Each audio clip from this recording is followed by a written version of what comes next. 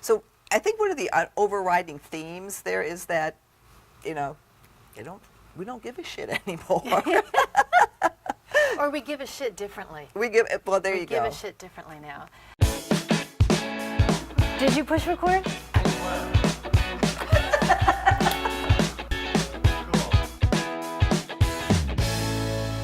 Thank you so much for tuning back into Our Second Act with Paige and Silka. For your second act of life. See, even with this setup, we can do it. We can do it. We're doing really good.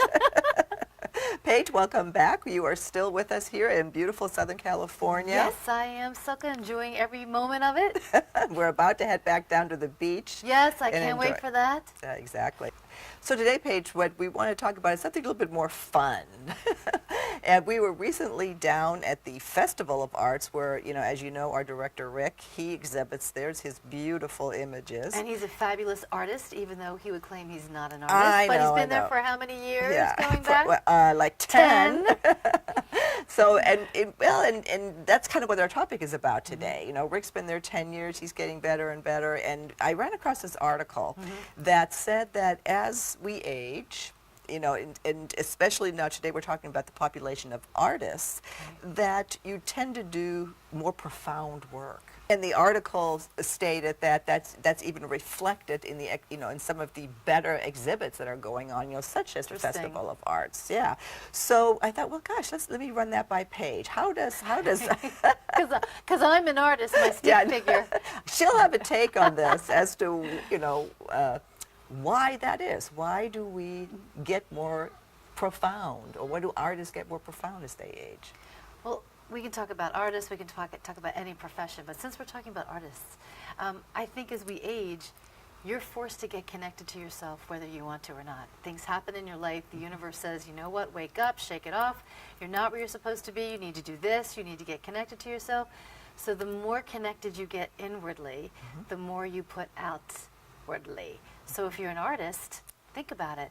The more connected you are in here and everything that goes on in your life and the experiences that you have and the type of, hell, I'm 50. I don't give a shit about what anybody says anymore. I'm going to put something out there regardless, and they do it. That's funny that you said that. We had that exact comment from one of the artists at the Laguna Beach Festival of Arts, where we recently went and did some interviews with, as you would guess, artists who are over 50. Let's see what they had to say. One of the things that I noticed, and maybe because I'm so tuned into it, is as I walk around this festival, is that most of the artists are over 50. Yeah, there's a lot of us little boys here. That's a great question. Yeah, I'd have to say, yeah, there's probably a certain age here. But we welcome the young too, you know. Well, it takes a while to establish yourself as an artist. And this particular show is very difficult to get into. So if you're young and up and coming, even though you're talented, you might necessarily get in on your first try. It's a juried show. Most of the artists here are older, over 50. Interesting. Yeah. Why do you think that is? Oh, it takes a long time to get into this show. No, I think it's because they've worked long and hard to get there. I think it takes a long time to be a good artist. And I mean, unless you're a genius and at an early age, you really have gotten it all together. Well, there's a school of thought, and it's a lot of it has been written about, which kind of prompted the story that as we get older, as we become more profound, Is that the word? that the artist's work becomes more passionate, more meaningful. Would you agree with that? On that? Yeah, it has, and I think, you know, after. I'm 53 now, so after reaching the 50 hurdle, all of a sudden it's like the days seem a little more precious. I spent years doing what clients wanted me to do, so it was very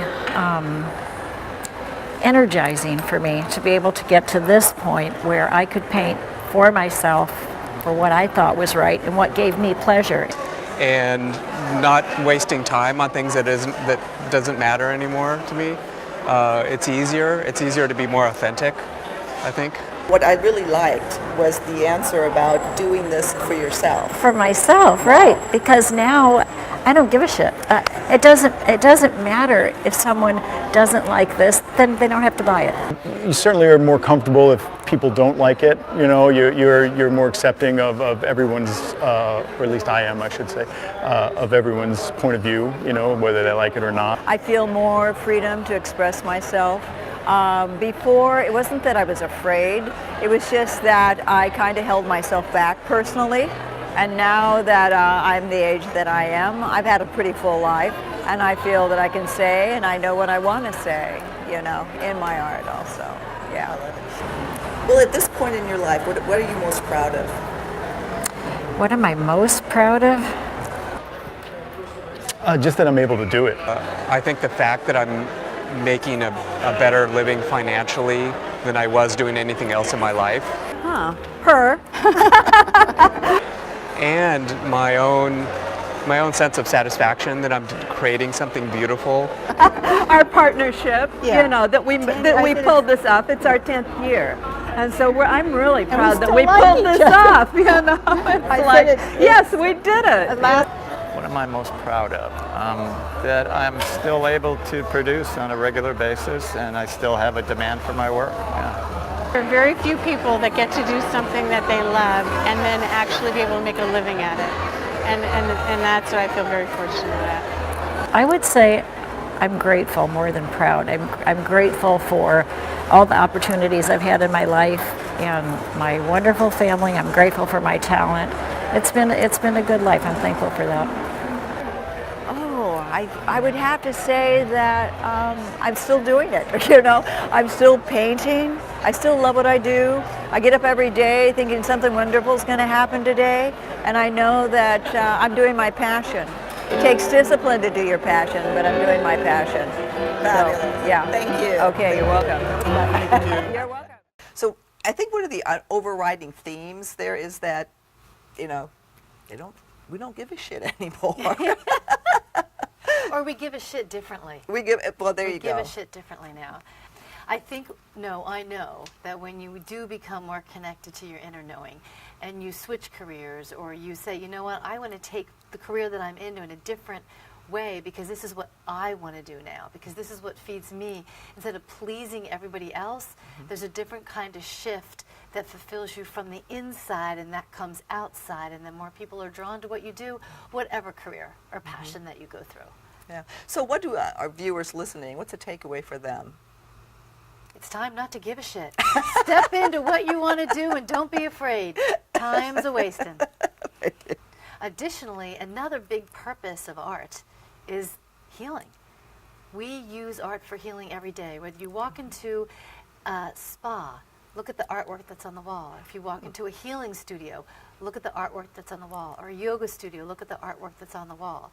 Additionally to that as well, or shall I say conversely, I know in the field of trauma, I use a lot of art therapy. Many people use different kinds of art therapy. If they can't say what's going on in their body, they can sure paint it, draw it, rub it, sketch it, whatever it is, and it doesn't have to be perfect. It's all about taking what's in here and putting it out there for ultimate healing.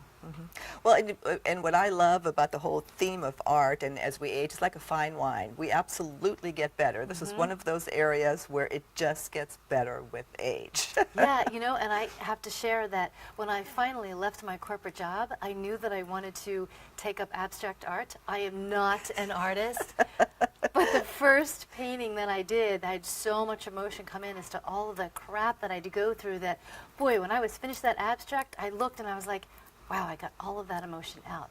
So just another way to use art in a healing form. Great. Well, thanks, Paige. We'll see you again soon on another episode of Our Second Act with Paige and Silka. For your second act of life.